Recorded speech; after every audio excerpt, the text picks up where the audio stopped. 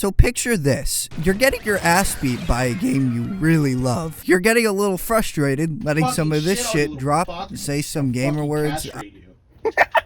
I don't know. And then you finally decide to turn off the game. Maybe afterwards you're annoyed. If you act on that anger in any toxic way, I suggest doing one of these. But eventually you feel the desire to come back to the game. Relapse because you know you can't escape. Games are meant to be finished, and the ones that aren't are there so you can hone your skill after all. But why? Why do you feel so inclined to come back to the thing that created such a negative emotion that you decided to forgo dignity? But also, how do games make you feel different emotions when you lose anyway? Does the game like to rub it in, make you feel like shit in the process, or encourage you to try again? Either way, games have very different design approaches to get games to keep playing, basing that design philosophy on the ways that people think and behave. That is what I want to explore today. The ways games punish failure, and approaches games take to get players coming back. The reason that despite this, and this, I am able to still accumulate this playtime over the 2 years this game has been out in spite of being terrible.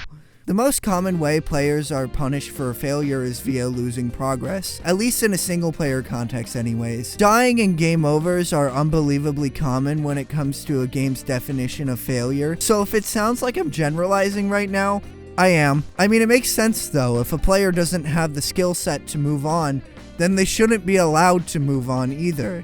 The ways players react to this heavily depends on the execution of how the game handles punishing players. Getting sent back a large chunk of progress will never not be a motivation killer for many players. I've noticed that it's the games that do this type of thing that are a lot harder pills for people to swallow. In this world of autosaves, this is a lot less of an issue. Failure to complete a mission, level, or whatever is being asked of the player by the game has become a lot more digestible to the player. Not many games fall into this trap anymore of sending players back an extensive amount, and the ones that do are doing this very intentionally, having it baked into their design. It's far more common for players to only be sent back a little bit, because we're little bitches who can't take it. Oh wait, no, that's just me. In reality though, the time it takes to retry and correct our mistakes is often what creates the most frustration and desire to stop playing. I mean, in context of a platformer, you typically die, they play an animation of sorts, then there's a loading screen, and then you have to go back to where you died, and then if you die again, this cycle repeats. The more time the process takes, the more players are likely to be annoyed due to their time feeling wasted, especially when the difficulty is raised in a way that players deem to be unfair. This video here does a really good job at going into what I'm getting at here, pointing fingers at Mario Maker 2 for having long as fuck times in between you dying and getting back into the action. But that is not even the worst this series has seen. The new Super Mario Bros. And early 3D titles constantly boot you out of levels for dying, and holy fuck, it's so... I'm gonna reiterate a point from that video here, but it absolutely does not need to be this way whatsoever. Most platformers nowadays fix this problem, including Mario himself. But fuck it, I want to talk about the silly game I like.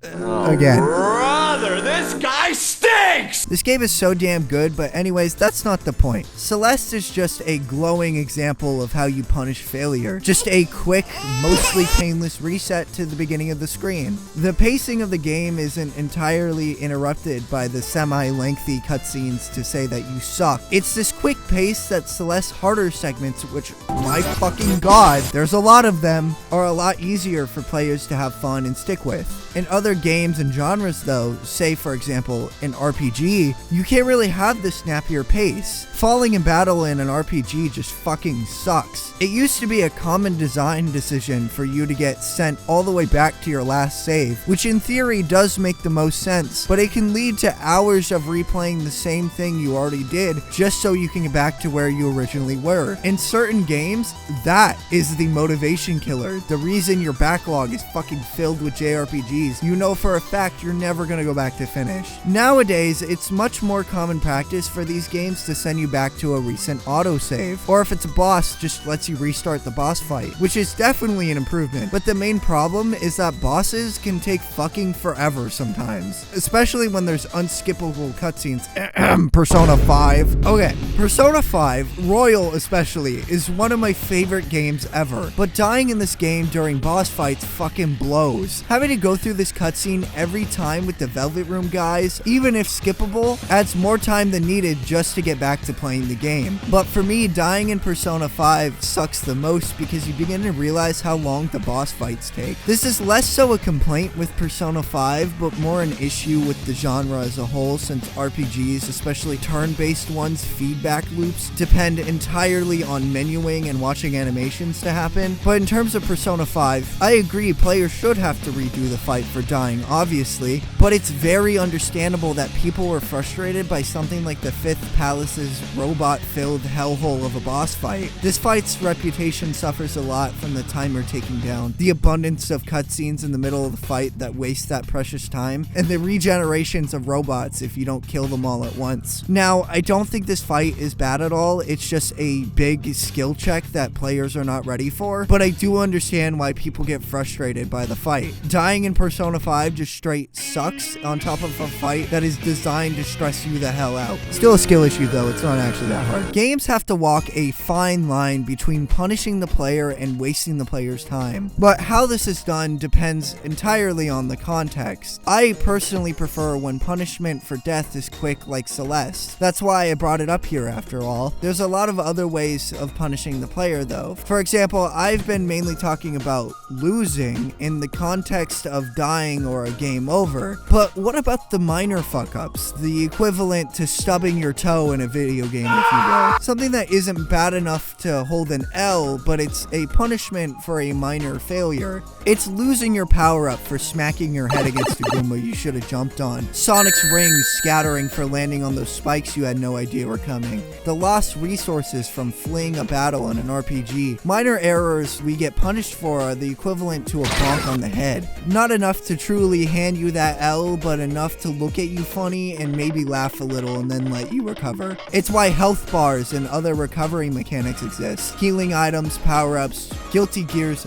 No. They all exist so players aren't demanded perfection. This creates the desire for players to fully engage with the risk-reward mechanics while still being punished for mistakes. The punishment though is what allows players to get better on repeated attempts. Sonic, for example, has thrived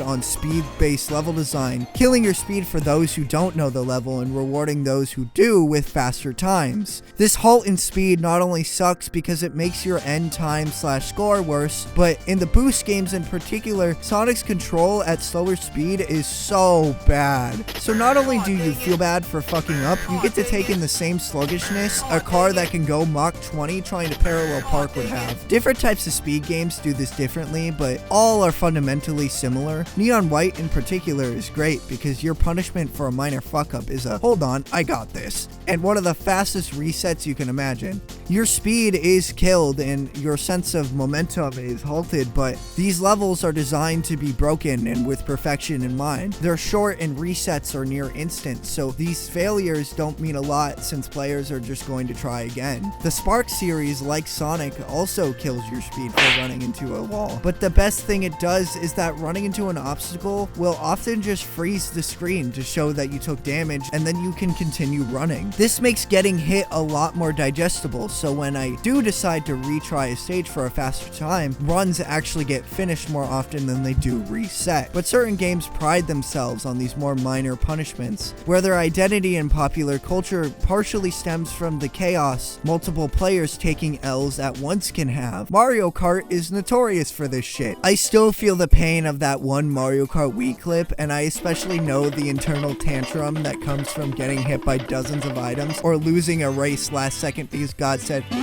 If I hit someone as well, the sounds of a clapped gun is already ingrained into my mind too. It's when track design and the items combine that leads to players running into walls and falling off the stage that work to change the tides of the race. Each of these minor fuck-ups never feeling good and building to you getting a lower placement in the race in general. Mario really does love torturing people because his parties are even worse than his racing outings. They're even more infamous for punishing players for breathing incorrectly too. There's a reason this series used to be known as the friendship killer. Every consequence can be either microscopic or can cause you the entire game. It's the tug of war between these minimal consequences and the players being rewarded for not fucking up and getting lucky that create the feedback loops that these games are based upon. But that's enough about game mechanics. How games punish you or reward you for playing well is a very broad topic that is out of the scope of what I want to talk about in this video more than what I have already. The Mario series does bring up a very interesting topic though, that being the attitudes games have towards you losing, namely how games treat you for failure, the aspects of the design that are not necessarily just gameplay mechanics. The instance I talked about, holy fuck, a year now?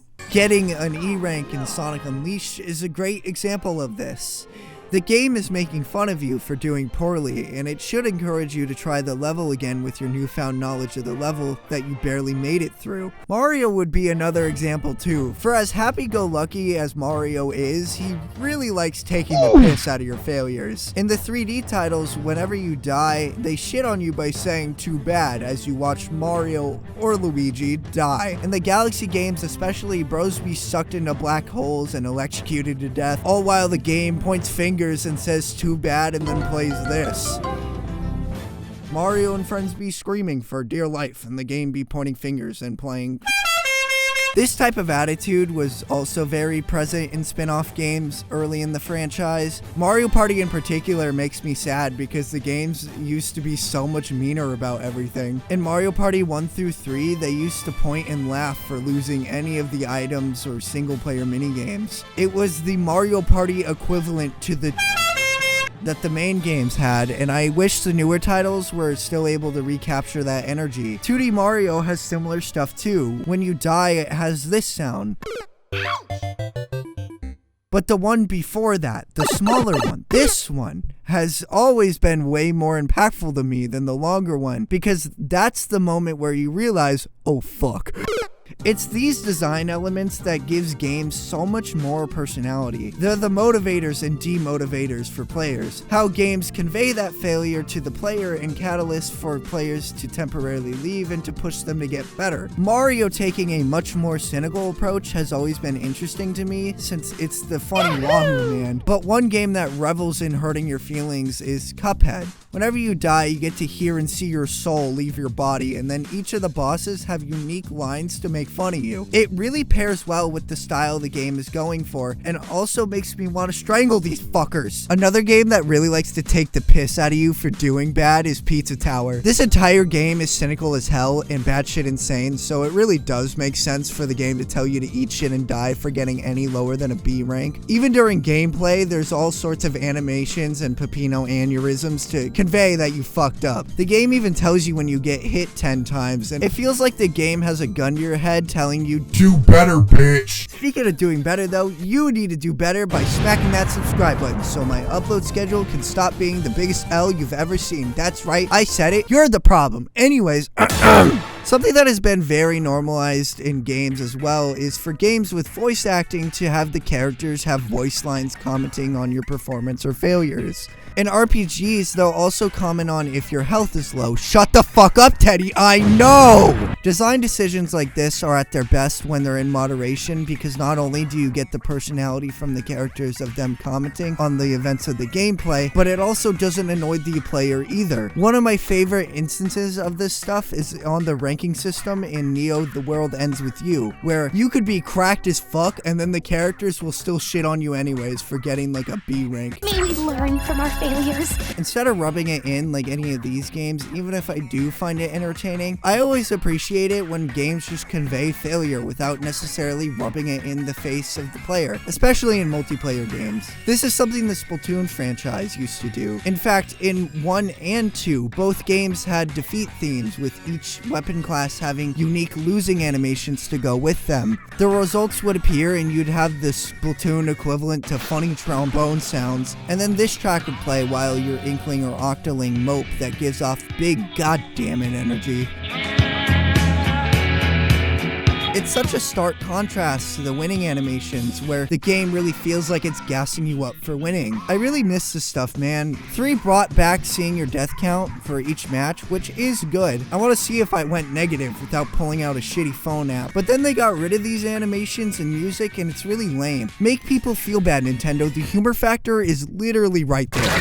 I've noticed a lot of action games tend to try to alert the player when they're near death. Zelda likes to be annoying as shit with the beeping sound effect when you're low on health. It's a really good motivator to hurry up and heal before you turn off the game so the noise will go away. It's also pretty common in games that are more grounded in realism to have the music muffled to represent your character nearly getting killed. These effects have always been silly to me because in the process of making your vision worse to communicate that you're going to die soon, it makes dying a lot harder due to the worsened sound design and visual indication of where things are coming from. In terms of general attitude though, I already know I mentioned it in this video and will continue gassing it to the heavens and back, but Celeste is unique in how it treats the player for failing. Due to the game having a story about accepting yourself and the game itself being hard as shit, the game is very kind to players. It essentially encourages you to die over and over and quite literally be proud of the big number at the end of each chapter. Considering how hard the game gets in its optional content and post-game chapters, this attitude towards players dying and the quick respawn times and gameplay makes failures in Celeste feel never too bad. Half of the challenge of climbing this mountain is figuring out what each screen is asking of you, and the other half is performing it, which oftentimes is a lot harder. Chapter 9. The devs know this though, so they try to be nice to players for wanting to continue to overcome the challenge placed in front of them, just as Madeline is trying to overcome her internal and external struggles. This message to be proud of your death is a perfect representation of the game's story and how it wants players to engage with it, and it's one of the reasons that Celeste continues to live in my hellhole of a brain. It's the small things, the non-mechanical stuff that are what give players visual and auditory feedback, and when they come together with the mechanical aspects of the game, it creates the feedback loops that drive the entire game. Feedback loops are the output given from each and every input from players. In video games, these come typically in positive and negative forms, where the player is rewarded for their successes and given a harder challenge as the negative that comes with it. Negative feedback is what I've been talking about throughout this video, how games punish you for failure so that the next time you try, you'll do better, and also how designers invoke more personality into their games to enhance the negative feedback. Both positive and negative, they're what keep players going and coming back to the game. The negative ones are just how games push players to be better and grow. There is one genre that I've been neglecting to talk about since the start of this video though, mainly because they are partially why I've been thinking about this stuff lately in general. That being roguelikes, the genre known for sending you all the way back to the beginning of the game for failures. It's the original consequence of losing progress for death or failure taken to the logical extreme, similar to how arcades used to handle game overs. The positive and negative feedback loops in play here are that dying makes you replay the whole game for sure, but you likely unlock something in the last run you did, and your next run will likely be entirely different from the previous. Players get negative feedback during gameplay for getting hit, risking resources on items that are not necessarily worth it maybe, or doing very obviously stupid shit. There are dozens of ways the games in this genre handle the negative feedback loops, but I, obsessive freak loser who cannot help himself, cannot talk about roguelikes or roguelites without talking about peak gaming over here. This is my favorite game in this genre, no contest. The absolute nonsense this game creates due to every ability in the game being a passive buff that continuously stacks the more items you get makes for one of the most most addicting games I've played in a while. The reason I bring up Risk of Rain is due to the central mechanic. That being, the longer you're on a stage and in the run, the timer in the corner is constantly ticking, and the difficulty is rising as time goes on. This creates one of the best risk-reward feedback loops I've seen in games. The more you're on a stage, the more time you have to get items to do silly shit, but you also risk dying the longer you stay, since more enemies will be spawning at once. It punishes you and your dumbass friend in multiplayer for taking too long to get to the teleporter, and by not only making it easier to die, it also puts your computer into a coma. Also, I didn't mention this earlier, but I like how when you die, you just fucking ragdoll and sometimes go flying. It's really silly, and it reminds me of Breath of the Wild or Tears of the Kingdom. Risk of Rain is just the perfect roguelike for me, because while dying does mean you're starting back over, it was also very likely your fault for being in the situation that got you killed in the first place due to how the difficulty increase works. Starting the run over is really the only reasonable punishment for getting a little too greedy in your runs, but risking it really does make for some very fun memories. Risk of Rain and other roguelikes that successfully capture players' attentions are the ones where dying feels less like a punishment and more like a reward,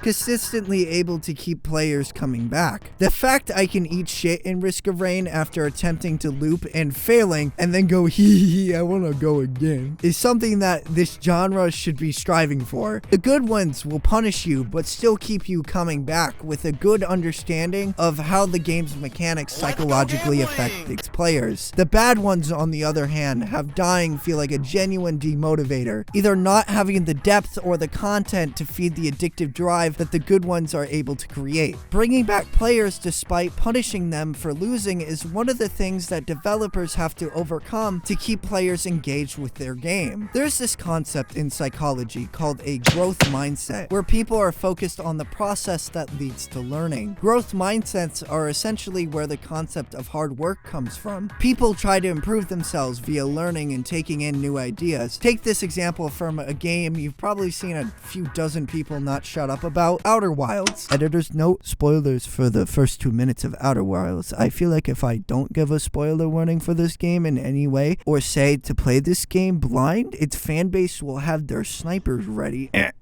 I started the game, plopped into a world I knew nothing about, and then my initial instinct was to jump off this cliff because I didn't know if there was fall damage, and I died. My jaw was on the floor when this is what made me roll credits for the first time, but after my next time playing the game, I got much further, not blindly killing myself immediately. In the context of roguelikes, the reason you come back in spite of going all the way back to the beginning for dying is likely because of the growth mindsets dedicated players will have. Your previous run likely gave you a wealth of new information that you can use in your next run. It's this idea that games like Outer Wilds are allowed to thrive, since something like that game's entire existence depends on players' ability to retain information. While not a roguelike, Outer Wilds is similar to them in that they are both intrinsically designed to appeal to the part of you that loves to learn. But really, all games are like that, just to differing degrees of effectiveness and methods. For example, multiplayer games can't really go with the more straightforward trial and error approach for players to learn, making it very easy for players to just give up and move on. I think we've all been in that situation where there's someone in the group who doesn't want to play because they're doing nothing but losing. Skill differences between players are just not fun. The less skilled player will likely end up giving up because they don't feel any drive to learn or get better. But when a competitive multiplayer game hits and players do feel like learning the intricacies of the game, that's where a person's growth mindset in terms of video games are at their strongest. What I'm getting at here is that multiplayer games, like all video games, tap into a growth mindset of each and every player by punishing failure for each bad decision on a micro and macro level. But more often than not, these games have to implement more of a real-time approach, since losing progress isn't really a thing. To get better, a game still has to speak to the player. The reason I brought up certain games is because they have different approaches to how they convey losing, since everyone will react to the game differently. This means that attitude is incredibly important, because Because if a new player is being mocked for not understanding the mechanics of the game itself, they're not going to want to continue playing and learning them either. Those elements in the environment players are trying to play the game in are what lead to the players to come back and try again. Case in point,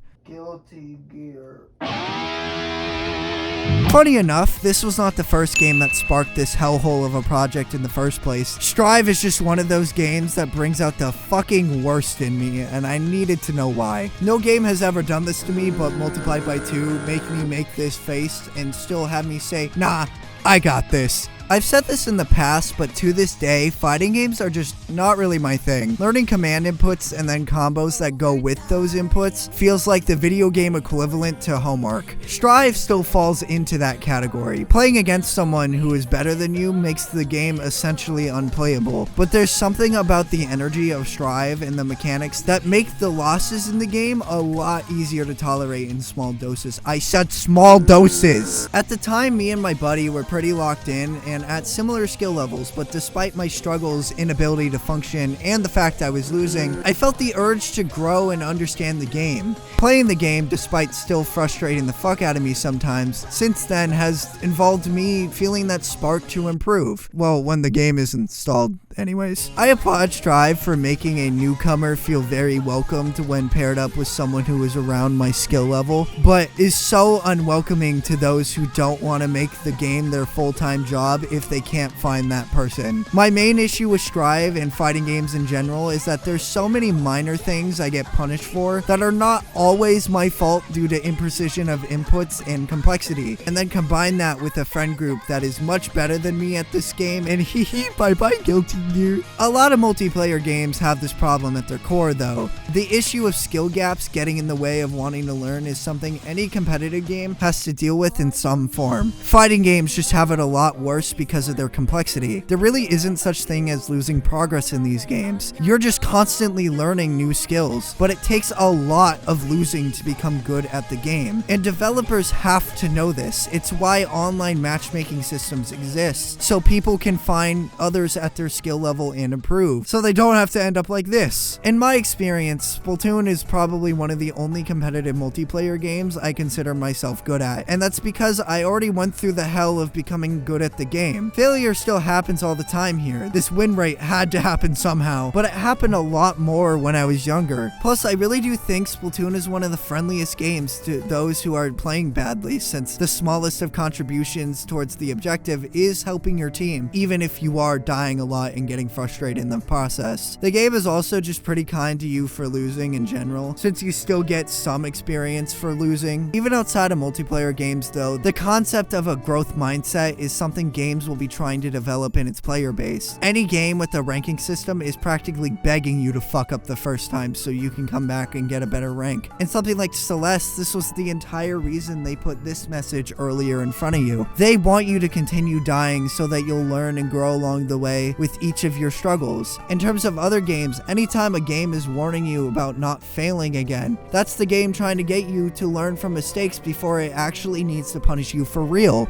I'm very aware that the whole message I've conveyed thus far has been something entirely obvious to people, even down to the chemistry of it all, since at the core of the issue, we're just seeking dopamine. We come back to the games we like even despite of the failures involved because of the sense of reward and accomplishment we get from succeeding. But that sense of accomplishment has to come from somewhere, and it's always been interesting to me how games have different attitudes on how they treat their player base for failure. I'm also very aware that this has been a very surface level dive into this topic, kind of like how my video game music one was. How games convey failure through visual and auditory identities is an endless topic, and the psychology behind why you come back goes so much farther than the scope of this video. In the present day, we've seen companies more involved in the process of garnering attention and bringing back players to their games, scummy practices or not, and in general, the amount of people who seek escapism through video games due to the pandemic and other issues has only been increasing. The most basic reason, and the one developers have the most active involvement in though, is the process of garnering the growth mindset in you. It's at the center of all the other reasons you come back to the game. Finish the ones that are finished finishable or keep playing the ones that are not. You want to learn, to grow in some form. Feel that sense of accomplishment that you get for overcoming something. The ways games get to convey failure also just imbues so much more personality into the game itself. Whether it's dunking on you for your failures or trying to lift you back up,